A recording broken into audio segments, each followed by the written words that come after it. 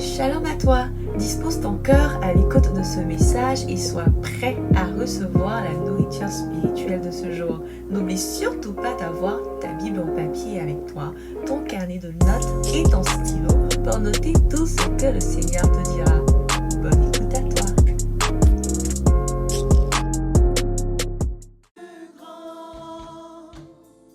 Au-dessus de tout, tu es le plus grand. Au-dessus de tout, tu es le plus grand. Au-dessus de tout, tu es le plus grand. Au-dessus de tout, au-dessus de tout, tu es le plus grand. Au-dessus de tout, tu es élevé.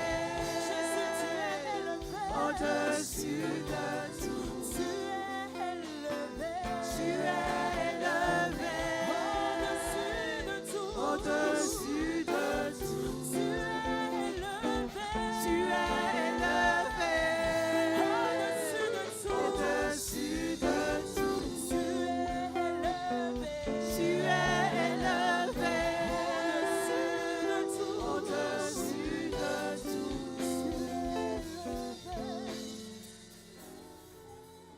Assurément qu'il est élevé au-dessus de tout. Je ne crois pas que tu sois venu ce matin adorer un petit Dieu. Je ne suis pas sûre que tu sois venu dans sa présence ce matin pour une personne que tu considères comme un plaisantin dans ta vie. Si tu es là ce matin, c'est parce que quelqu'un l'a voulu. Et cette personne n'est rien d'autre que Jésus. Si Jésus n'avait pas voulu ce matin, bien-aimé, toi et moi ne serions pas sur nos deux pieds. Amen. Donc quand tu dis que tu es le plus grand, je ne sais pas comment ça sonne dans ton entendement. Pourquoi tu restes assis? Pourquoi? Tu es le plus grand au-dessus de tout. Tu es le plus grand au-dessus de tout. Ah, bien-aimé, ce matin-ci, le Premier ministre du Canada entrait dans cette salle. Je suis persuadée que personne ne resterait assis, n'est-ce pas? Mais moi, ce matin, je ne te parle pas du Premier ministre du Canada. Je suis venu te parler de celui par qui tu vis, celui qui t'a donné sa vie, celui qui t'a sauvé. Je te parle de Jésus. Alléluia. Ah, tu es le plus grand au-dessus de tout. Celui qui a tout pouvoir sur ta vie. Celui-là qui a même le dernier mot sur la situation que tu vis en ce moment. La Bible dit que il dit une chose et elle arrive. Il ordonne et elle existe. La Bible déclare que c'est lui seul qui a la capacité, le pouvoir d'ouvrir une voie là où il n'y en a plus. Donc imagine-toi dans une pièce barricadée où on dit qu'on vient t'assaillir. Tu regardes autour de toi, il n'y a pas d'issue. Mais celui en qui tu as cru vient et ouvre la voie devant toi. Te voilà pourchassé par tes ennemis, tu te retrouves devant la mer Rouge. Tu regardes à gauche, tu regardes à droite, c'est la mer. Mais malgré cela, dans cette situation pénible de ta vie, il vient et il ouvre la voie et tu passes à pied sec. À gauche, tu as un aquarium. À droite, tu as un aquarium. Le requin te voit, il ne peut pas t'attaquer. Ah, c'est ce Dieu-là que moi j'adore. C'est en ce Dieu que j'ai cru. Ce Dieu qui m'a sauvé et qui reviendra me chercher. Oh, tu es le plus grand, au-dessus de tout. Tu es le plus grand. Alléluia. Gloire à Jésus. Gloire à Jésus. Si tu es là ce matin, c'est parce que Jésus t'a fait du bien. Et tu es venu dans sa présence pour lui rendre un culte d'action de grâce. Tu as passé 6 jours ou peut-être 7 jours ou peut-être 5 jours au travail. Tu as passé beaucoup de temps, tu as donné beaucoup de ton temps aux hommes et tu t'es dit, malgré la fatigue du corps, malgré peut-être la maladie qui se bat encore dans mon corps, je ne peux pas ne pas venir dans sa présence. Je ne peux pas ne pas venir dans l'assemblée des saints. Je ne peux pas ne pas venir dans sa maison pour lui rendre ce culte d'action de grâce. Seulement 2 heures pour toi. On a donné 8 heures aux hommes, mais on est juste venu lui donner 2 heures. Mais bien aimé, je t'encourage ce matin à ce que ces 2 heures que tu viens lui donner dépassent les 8 heures que tu as passées au travail. Alléluia. Alléluia. Est-ce qu'on peut acclamer Jésus, le victorieux de nos vies?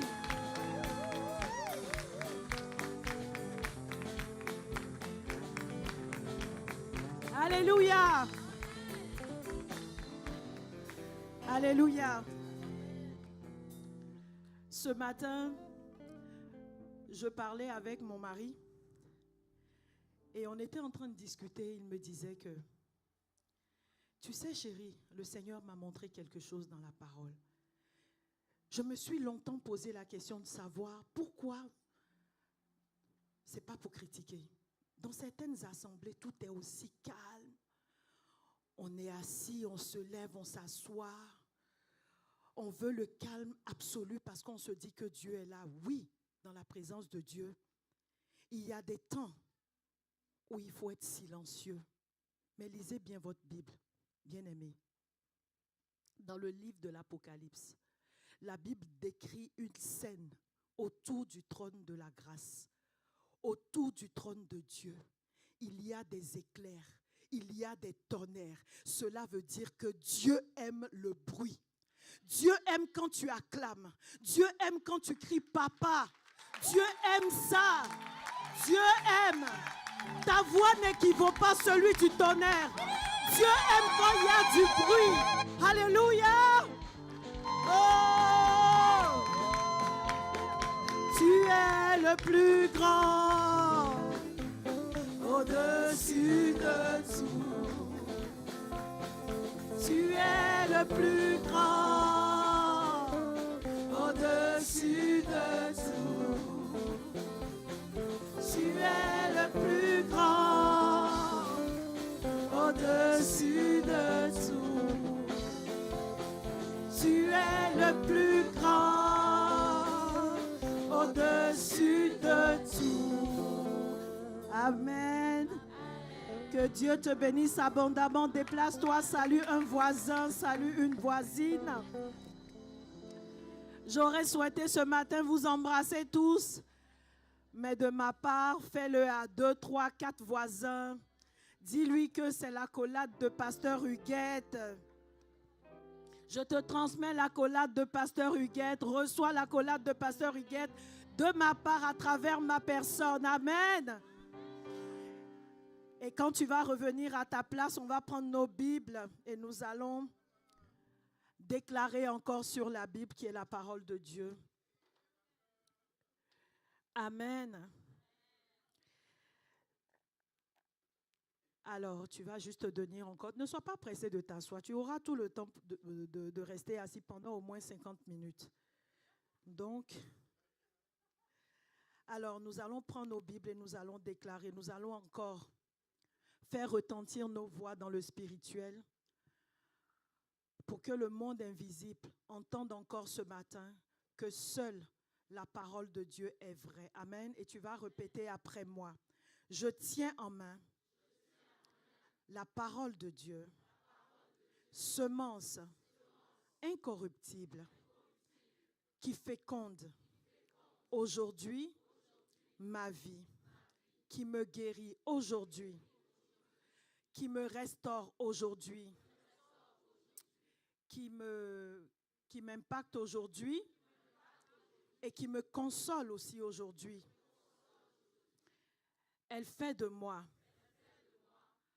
l'image de Dieu, tel il est, tel je suis aussi dans ce monde, en sorte que dans ma vie, seule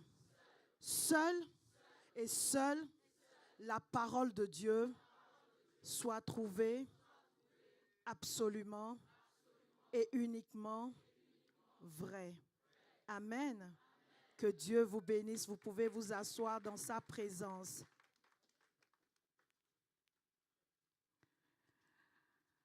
Alors, on va inviter le groupe de louanges à rejoindre sa place. Ils ont eu peur que je les oublie. On va acclamer le Seigneur pour leur vie. Amen. Alors, nous continuons encore ce matin avec le thème qui fait notre joie depuis déjà plusieurs semaines, n'est-ce pas? Est-ce qu'il ne fait pas votre joie? La Bible dit que ce sont les violents qui s'en emparent. C'est Jésus qui le dit. C'est sa parole à lui. Amen. Alors donc, la com va m'afficher notre verset de base, notre passage de base dans Matthieu 11, verset 12. Matthieu 11, verset 12.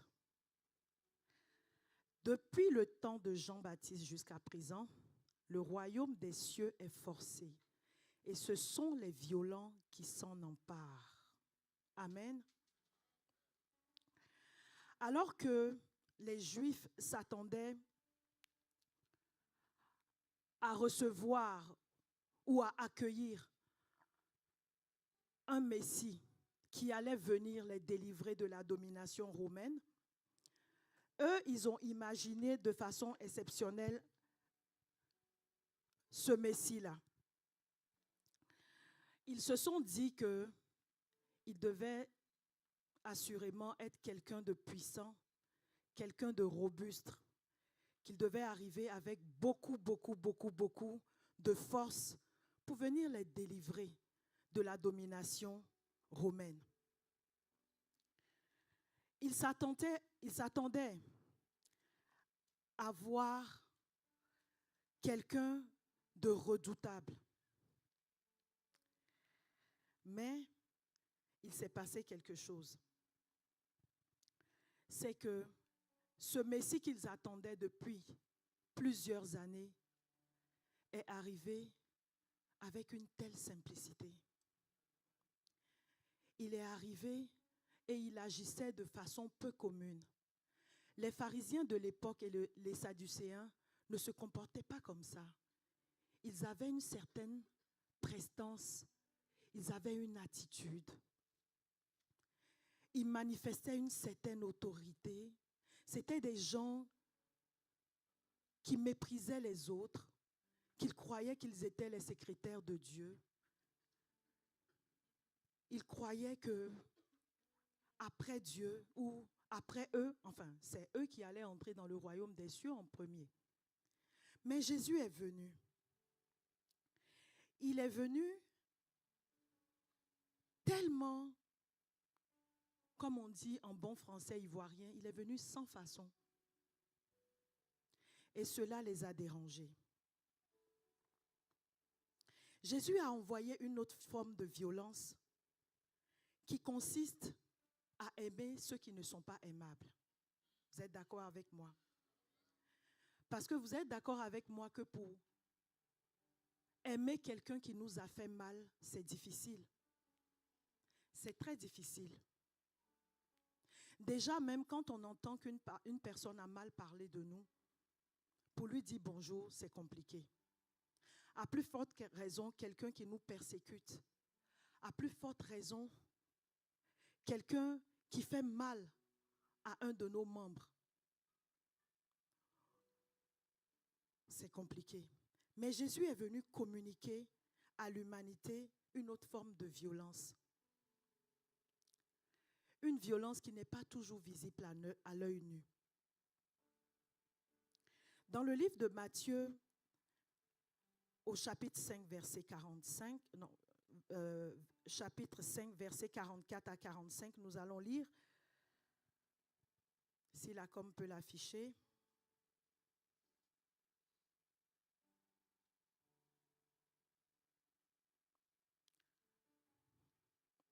Matthieu 5, verset 44 à 45, ou si vous avez vos Bibles, vous pouvez l'ouvrir. Jésus a dit, mais moi, je vous dis, aimez vos ennemis, bénissez ceux qui vous maudissent, faites du bien à ceux qui vous haïssent et priez pour ceux qui vous maltraitent et qui vous persécutent, afin que vous soyez fils de votre Père qui est dans les cieux. Car il fait briller son soleil sur les méchants et sur les bons, et il fait pleuvoir sur les justes et les injustes. Jésus, c'était quelqu'un qui n'aimait pas le péché, mais il aimait les hommes, même les hommes qui avaient une mauvaise vie. Jésus est venu marcher. Il a conquis le monde avec des gens qui sentaient le poisson. Pas des gens qui travaillaient à la présidence, pas les gens qui travaillaient au Sénat, mais il est venu conquérir le monde avec des gens qui sentaient le poisson. Il a mangé avec des voleurs. Il a mangé avec des publicains. Je suis sûre que si vous avez déjà lu les évangiles, vous avez lu ces passages-là. Il est venu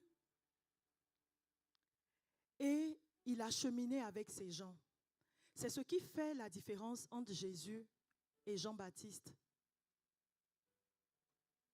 Et c'est pour ça que la parole de Dieu nous dit que Jean-Baptiste, le plus petit dans le royaume des cieux, est plus grand que Jean-Baptiste. Parce que Jean-Baptiste n'a pas fait ce que Jésus a fait. Il n'a pas posé les actions que Jésus a posées. Amen. Depuis plusieurs semaines déjà, nous sommes enseignés sur cette portion de la parole. Et je me souviens moi-même, la première fois que j'avais lu cela, j'avais lu ce passage-là. Dans mon imagination, en fait, je m'imaginais en train de courir. Je me dis, mais si le royaume des cieux est forcé, si ce sont les violents qui s'en emparent, donc ça doit ressembler à une course. Et je me suis dit, mais si cela doit être une course, il faudrait que vaille, j'arrive jusqu'à la ligne d'arrivée. Même si je devais arriver la dernière, je n'allais pas m'arrêter. Même si je devais arriver la dernière, j'allais persévérer jusqu'à franchir moi aussi la ligne d'arrivée. Et vous savez comment j'ai procédé? Là, je vous parle de mes premiers pas dans la foi véritable. Parce qu'avant, on vient tous de quelque part. Je ne vais pas rentrer dans les détails. Je ne veux cibler personne. Mais je sais qu'on se comprend, n'est-ce pas? Donc, quand on est tout nouveau converti, on est zélé, n'est-ce pas? Donc, tu te dis que tu peux te réveiller à 4 heures du matin. Tu te réveilles à 5 heures du matin. Tu fais ta prière du matin. À midi, tu pries. Le soir, tu pries. Tu as envie de parler à Jésus. Tu as envie de parler de Jésus à tout le monde. Tu es tellement zélé. Tu es présent à tous les programmes de l'Église. Tu ne veux manquer aucun. Ce n'est pas mauvais. C'est une bonne chose. Et d'ailleurs, si vous êtes dans cette démarche-là, je vous encourage à persévérer. Donc, tu te lèves tous les matins, tu pries, tu le fais 1 mois, 2 mois, 3 mois, 6 mois, 9 mois, 1 année. Tu penses que tu es puissant. Mais cette détermination-là, à un moment donné, avec les réalités de la vie, le statut qui change, parce que quand tu te maries, c'est différent de quand tu es célibataire. Quand tu es célibataire, tu te lèves, tu fais les choses pour toi seul. Maintenant, vous êtes à 2. Il faut réfléchir, multiplier par 2. Ensuite, s'ajoutent les enfants. Bon, ça dépend. Hein? Pour certains, quand ils s'en vont, ils font 1, ils sortent. Il y en a, quand ils s'en vont, ils sortent avec 3. Donc, est-ce qu'avec 3 enfants, tu es toujours motivé à te réveiller à 4 heures du matin? Ça commence à changer. En temps, ce n'est pas la détermination qui manque. Tu veux, mais à un moment donné, tu n'y arrives plus. Donc, on passe de 4 heures du matin à 5 heures du matin. Ensuite, quand on arrive à 5 heures du matin, on laisse jusqu'à 5h30.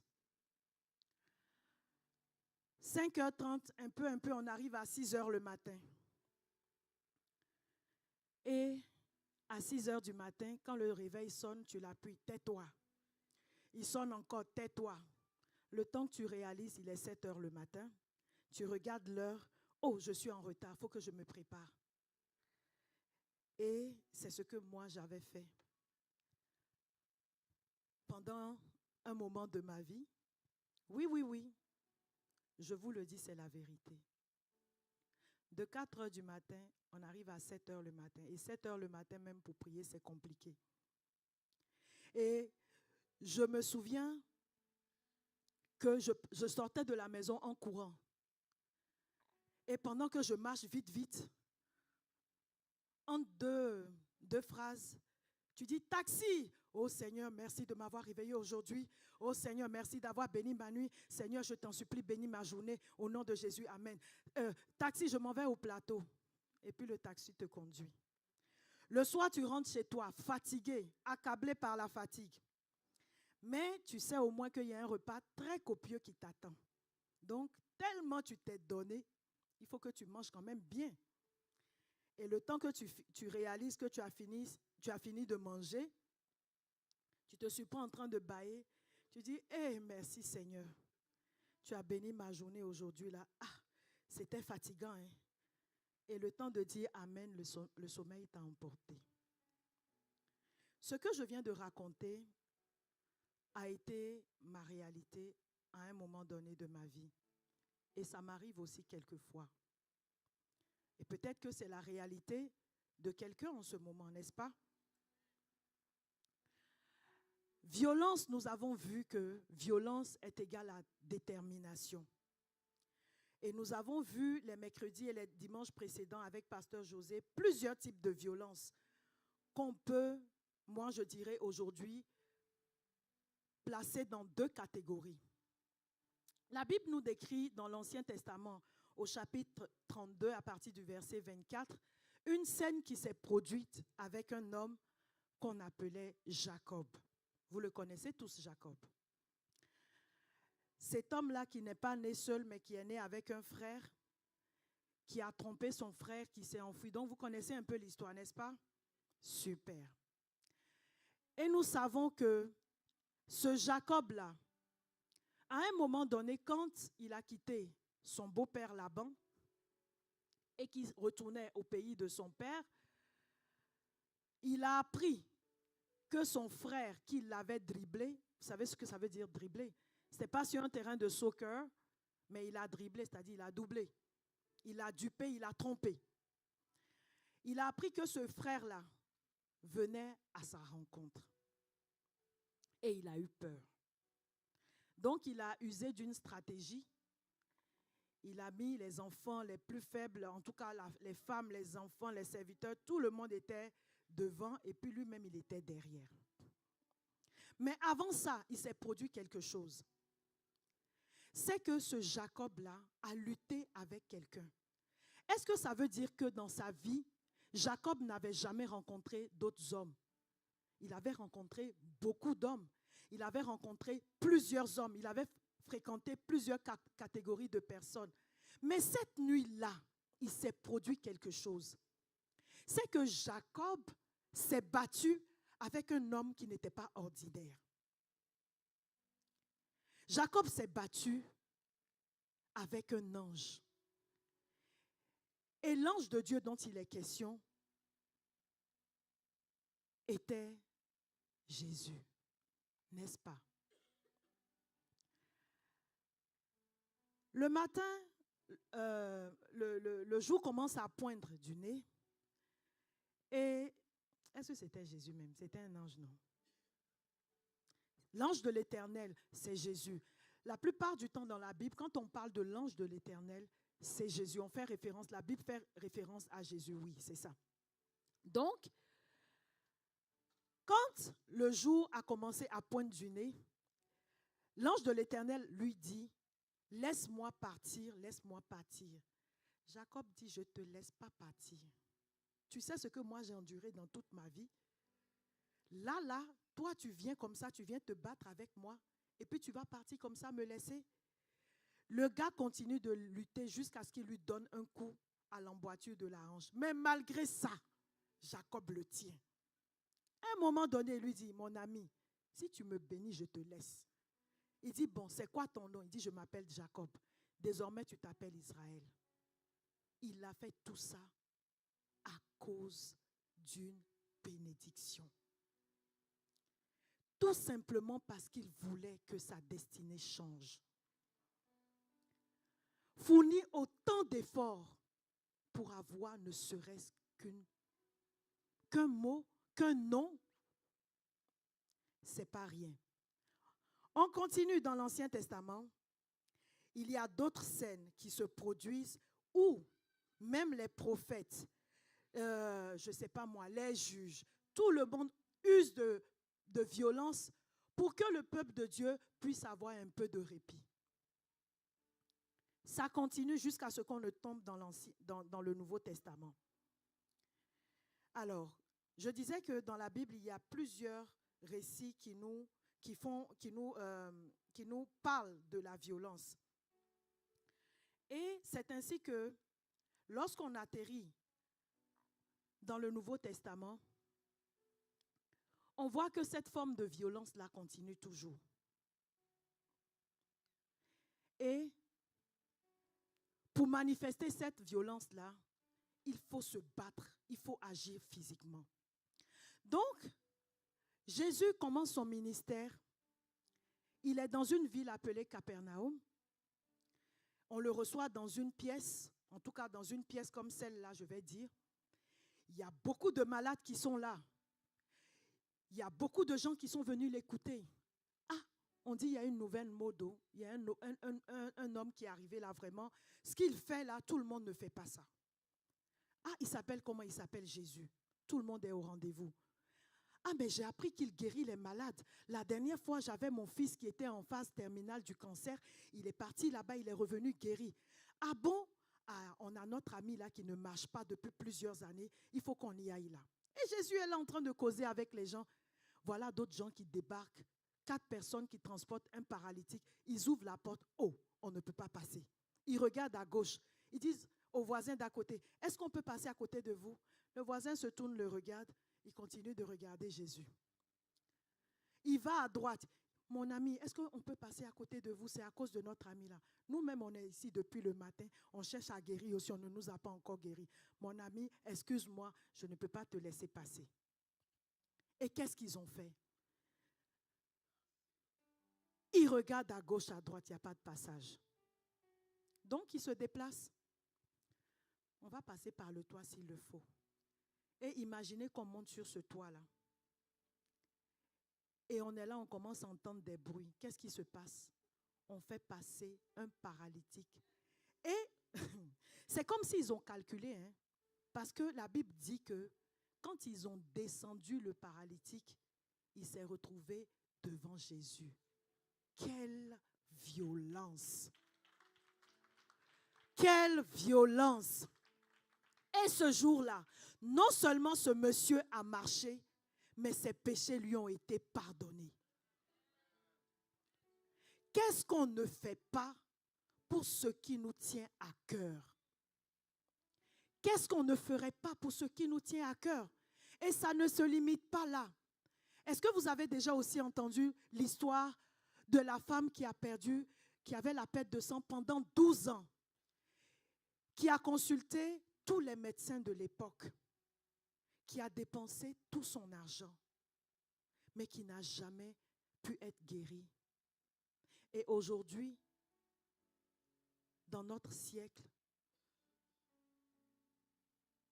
dans notre quotidien, nous avons des personnes qui dépensent des milliers de dollars, qui sont en phase terminale de cancer ou à qui on vient de découvrir cette maladie-là, qui font chimio sur chimio. Quand ils entendent parler d'un traitement, ils dépensent tout leur argent, mais ils n'ont pas la guérison. Et cette femme-là a entendu que Jésus était dans sa ville. Et cette femme-là s'est levée. Elle avait peut-être mal, je ne sais pas. Mais à son époque, elle n'était pas supposée être avec les gens parce qu'elle était considérée comme souillée. Mais cette femme-là s'est pliée en deux. Parce que la Bible me dit qu'elle a touché le pan. Le pan n'est pas en haut. Le pan d'un vêtement, c'est comme le rebord d'un habit. Et je ne sais pas jusqu'à quelle dimension était le manteau de Jésus. Mais cette femme-là a rampé. Elle a rampé, elle a dit, oh, que je m'approche, que je puisse juste toucher le pan de son vêtement. Pourquoi? Pour une guérison. Elle a fait preuve de violence. Et la Bible me dit qu'elle a été guérie. Aujourd'hui, bien-aimé, je vais te parler d'une autre forme de violence. Mais bien avant ça, on n'oublie pas aussi Bartimée.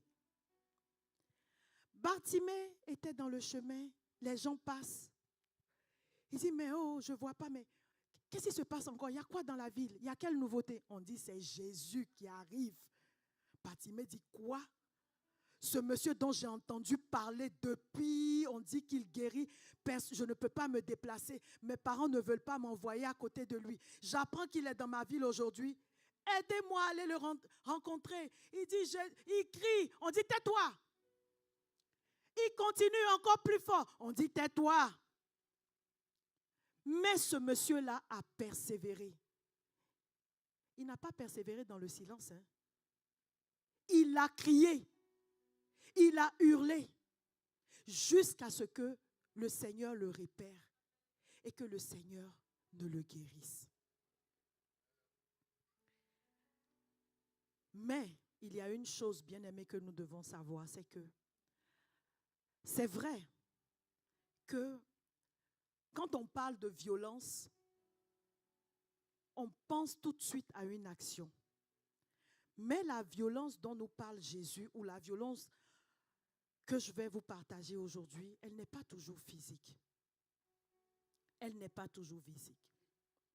Est-ce que vous avez déjà entendu parler de cette catégorie d'hommes qui, après 15 ans de mariage, n'ont jamais offert ne serait-ce qu'un ruban rose à leur épouse pour mettre dans leurs cheveux? Vous avez déjà entendu parler de cette catégorie d'hommes, non? Ah, la sœur dit, ça fait 15 ans qu'on est mariés. Ça fait 15 ans que j'ai donné mon corps. Ça fait 15 ans que j'ai donné mon âme dans ce mariage. Mais même un ruban rose, il ne m'a jamais acheté. Vous n'avez jamais entendu parler de cette catégorie d'hommes-là? Les hommes me fusillent du regard. Excusez-moi. Vous connaissez cette catégorie d'hommes qui n'a jamais payé d'aiguille à la maison, mais c'est toujours lui qui perd ses boutons. Et il exige qu'on puisse lui fixer des boutons avec l'aiguille qu'il n'a pas achetée. Vous le connaissez, non? Ah. Vous connaissez cette catégorie d'hommes qui a toujours le porte-monnaie collé à la poche. Quand tu dis, chérie, la pâte dentifrice c'est fini. Ah, mais la pâte dentifrice c'est fini. Il n'y a pas de bicarbonate. Il n'y a pas du sel. On peut se laver les dents avec du sel. Ah. Ah. Vous connaissez cette catégorie de papa aussi, qui lorsque la rentrée arrive, ne paye pas un stylo pour les enfants, mais quand l'enfant travaille mal à l'école, c'est lui qui, s'il disait que c'était la mère, c'est bon. Il punit. Tu es privé de sortie. Tu ne vas plus parler à tes amis. Je confisque ton téléphone. Vous connaissez cette catégorie de papa là, non? Bon. Le monde est un monde d'équilibre. J'ai parlé des hommes. Les femmes ont ri sans pour autant savoir que leur tour arrivait. Bon, je vais équilibrer pour pouvoir bien dormir ce soir. Parce que je tiens à mon sommeil. Est-ce que vous connaissez cette catégorie de femmes qui ne respectent pas leur mari, qui parlent mal, et puis après qui se plaignent qu'il ne me fait pas de cadeaux? Vous ne connaissez pas? Ah, moi aussi je ne connais pas.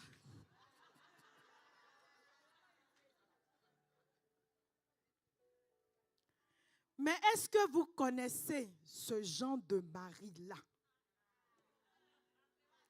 qui ne foutent rien chez eux à la maison, qui croisent les pieds, qui regardent la télévision? Le gars, il est assis comme un pacha, un roi dans son... sur son trône, ou sur sa tour de contrôle, où il contrôle tout, il voit tout ce qui ne va pas. Hey, tu n'as pas fait ci, tu n'as pas fait ça, tu n'as pas fait ça. Même la télécommande à côté, il appelle pas pour lui remettre. Vous les connaissez, non? Imaginez que vous êtes sa femme. Et un jour, vous rentrez du travail, et pas extraordinaire.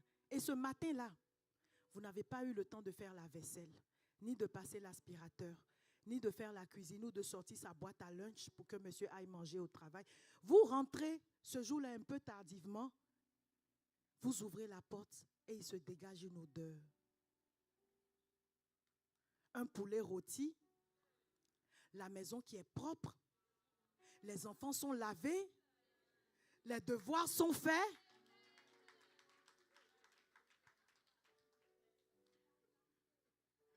Et pour couronner le tout, sur votre table de chevet, il y a la clé de la dernière Mercedes GLA 2025. Avec un petit mot qui souligne: chérie, je t'aime, tu es la meilleure. Les femmes, elles aiment ça. Quelle sera votre réaction si vous arrivez à ne pas vous évanouir? Honnêtement, de vous à moi, quelle sera votre réaction? Vous serez choqué. Non, agréablement choqué. Mais il y aura quand même un choc, n'est-ce pas? Voilà. Vous allez même vous poser la question de savoir si tout va bien.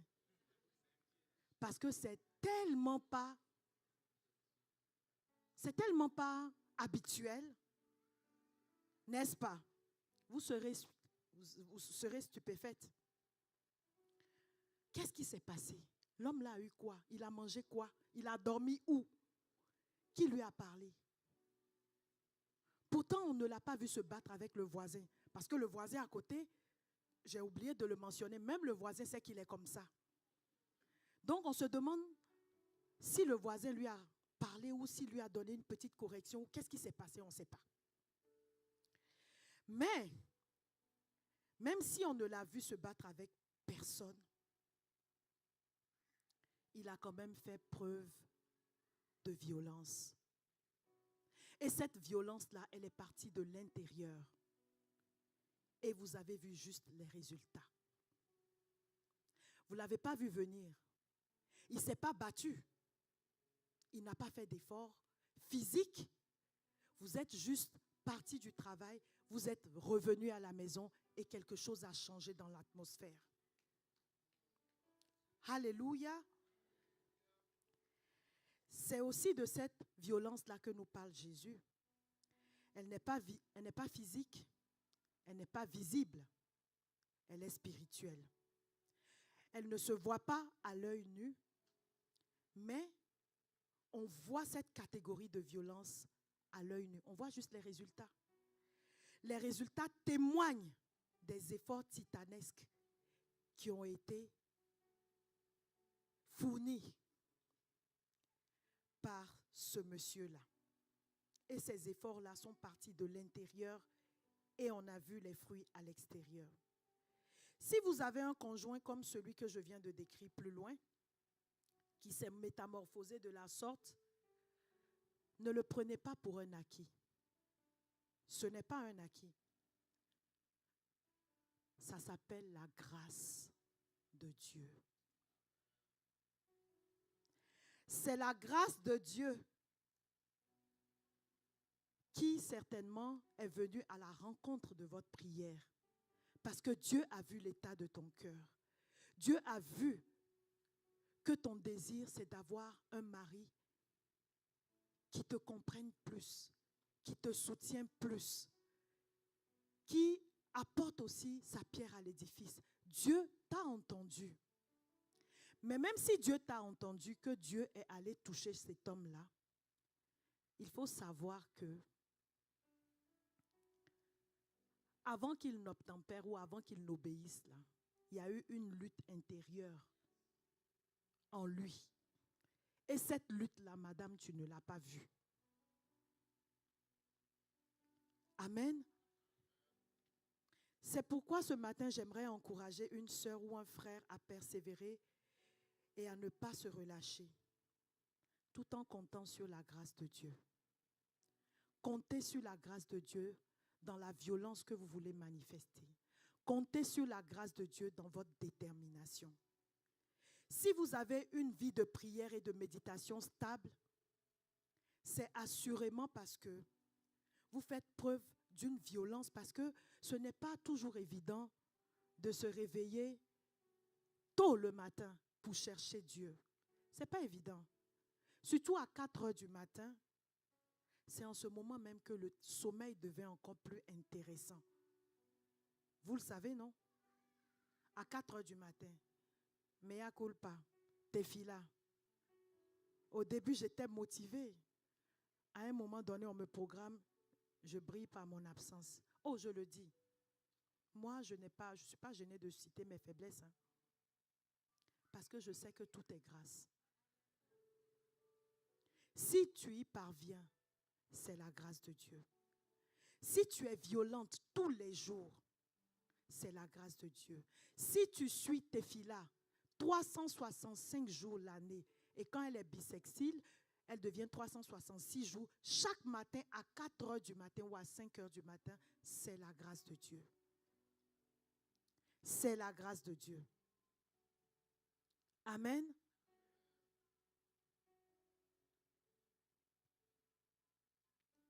Et vous savez qui fait ça? C'est Jésus qui fait ça. Dis Amen, parce que je vais t'en donner la preuve. Jean 15, versets 5 à 7. Jean 15, versets 5 à 7. Et je lis. Jésus dit, je suis le cep, vous êtes les sarments. Celui qui demeure en moi et en qui je demeure porte beaucoup de fruits. Car sans moi, vous ne pouvez rien faire. Si quelqu'un ne demeure pas en moi, il est jeté dehors comme le sarment et il sèche. Puis on ramasse les sarments, on les jette au feu et ils brûlent. Si vous demeurez en moi et que mes paroles demeurent en vous, demandez ce que vous voulez et cela vous sera accordé. Mais j'aimerais plus attirer votre attention sur celui qui demeure en moi et en qui je demeure porte beaucoup de fruits.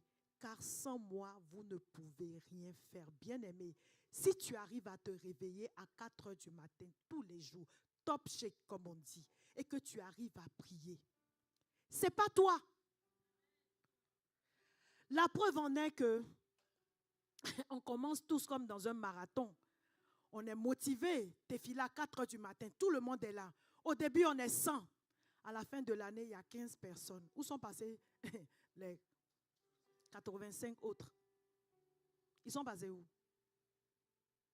Donc, quand tu y parviens là, ce n'est pas parce que tu es trop fort. C'est la grâce de Dieu. Parce que sans Jésus, tu ne peux rien faire. Et celui qui a véritablement Jésus en lui peut tout faire. Alléluia. Celui qui demeure en moi et en qui je demeure porte beaucoup de fruits. Donc, tous les fruits que tu es en train de produire, tu penses que c'est parce que tu es trop forte ou c'est parce que tu es trop fort. Non.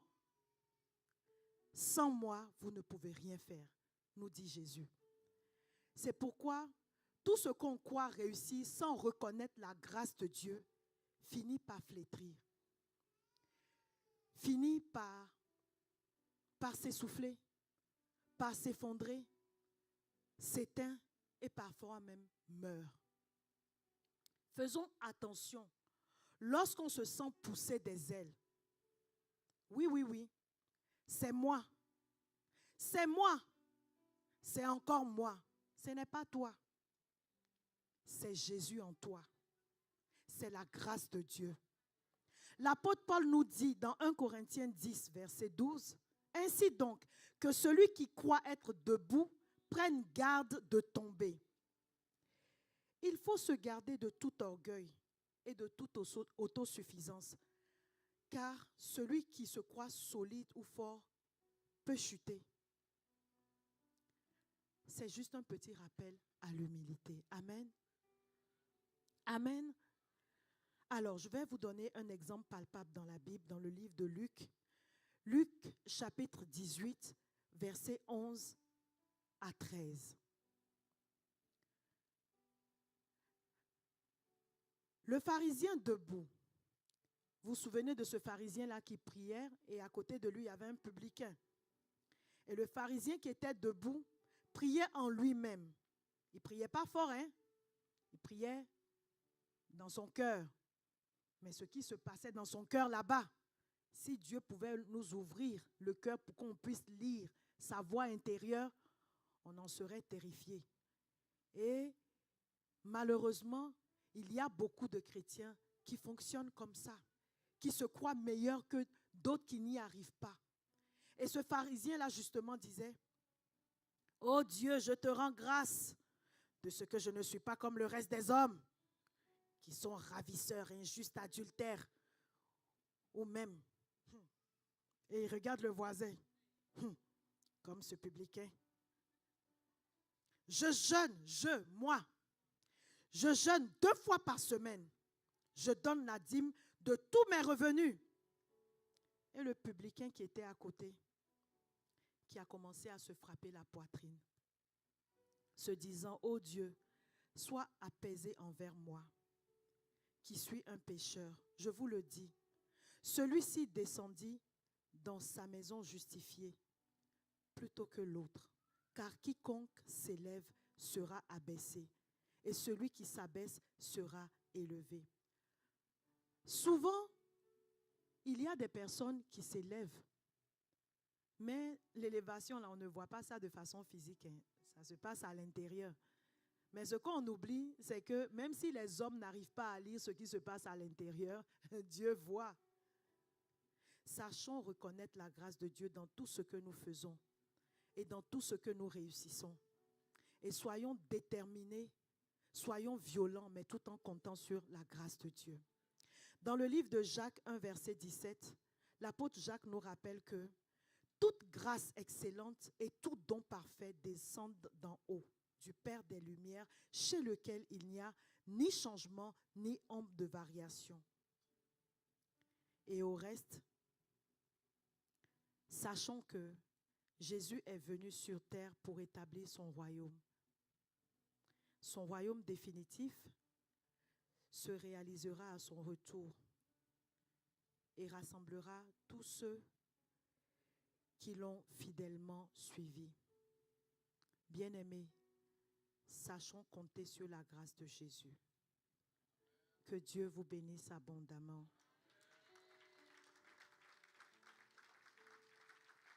Nous allons nous lever et nous allons prier.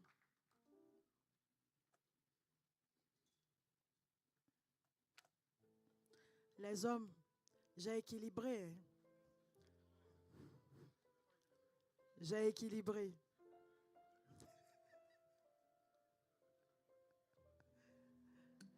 Seigneur, nous te bénissons encore.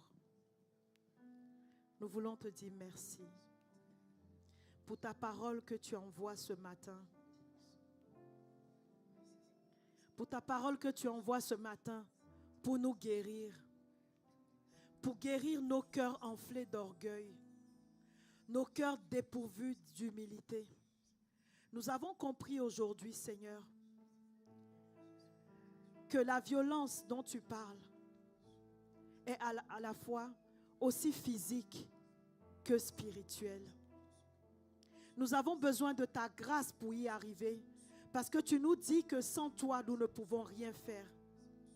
Que le fait que notre vie de prière soit toujours au beau fixe ne nous enfle pas d'orgueil, Papa. Que le fait que nous soyons constants dans tout ce que nous faisons ne nous enfle pas d'orgueil, Seigneur. Parce que ta parole nous dit que celui qui s'enfle d'orgueil sera abaissé. Mais tu élèves ceux qui sont humbles. Et ce matin, Papa, nous venons, Seigneur, devant toi, revêtus d'humilité, pour te demander, Seigneur, de nous aider dans notre marche avec toi. Apprends-nous, Seigneur, à compter sur toi dans tout ce que nous faisons. Et apprends-nous à reconnaître ta grâce dans tout ce que nous réussissons. Parce que la Bible déclare que tu es venu avec la grâce et la vérité.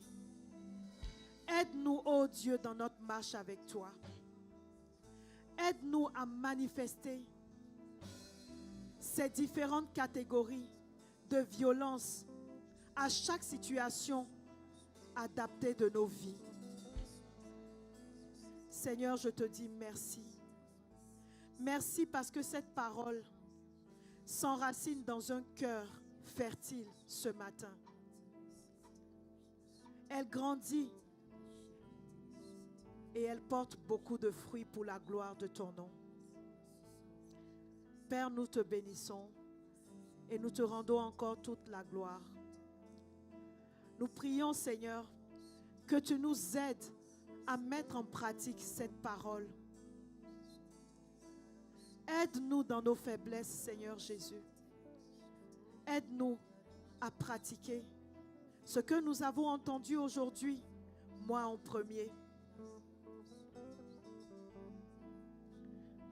Je rends grâce encore à ton merveilleux nom ce matin. Que toute l'honneur et la gloire puissent te revenir encore dans le nom merveilleux de Jésus-Christ de Nazareth. Et nous disons Amen. Est-ce qu'on peut encore ovationner le Seigneur pour sa parole?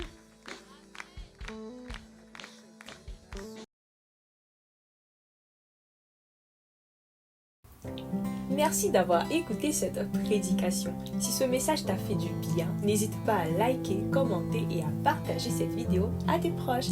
Abonne-toi à notre chaîne YouTube pour ne rien manquer des prochaines publications. Que Dieu te bénisse.